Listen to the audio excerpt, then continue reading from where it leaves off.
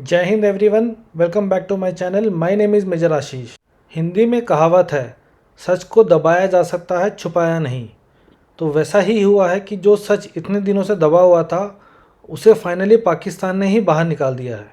जैसा कि आप सबको याद होगा, ऑप सिंधु के दौरान 8 मई को ट्रंप ने बाहर आके बोला था कि मैंने इंडिया पाकिस्तान के बीच में सीज़ फायर करा दिया है। और ये सच बाहर निकालने वाला कोई और नहीं, पाकिस्तान का deputy PM and foreign minister Ishaq Dar है। रिसेंटली इन जनाब ने अपना इंटरव्यू दिया है अल जज़ीरा को, और उस इंटरव्यू में क्या कहते हैं इसको सुनिए। बड़ा छोटा सा वीडियो है, इसको देखिए। Negotiation happening with India. Is there a third party involved? Are you open to third party involvement? Well, we don't mind, but India has categorically been stating it's a bilateral, so we don't mind bilateral.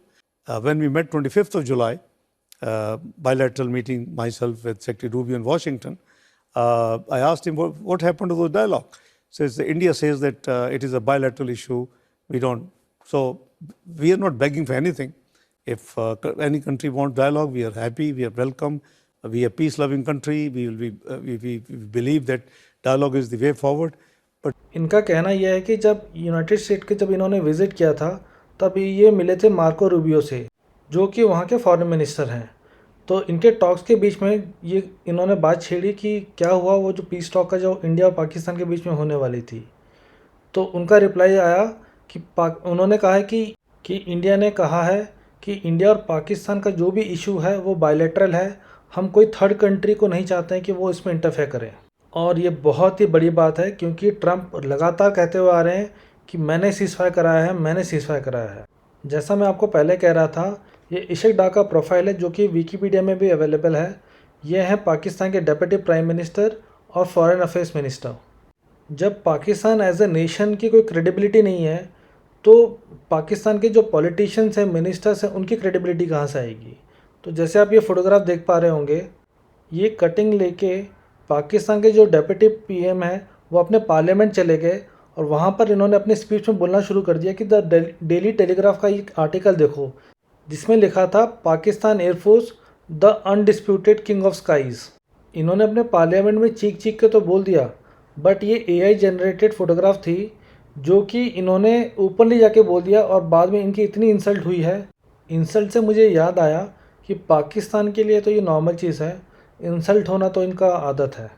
Credibility सिर्फ पाकिस्तान ही loose नहीं करी है, US president Donald Trump की भी loose हुई है, जिन्होंने लगातार बार बार ओपनली आके ये दावा किया कि मैंने सीज़ फायर करवाया है, मैंने इंडिया पाकिस्तान का वॉर करवाया है।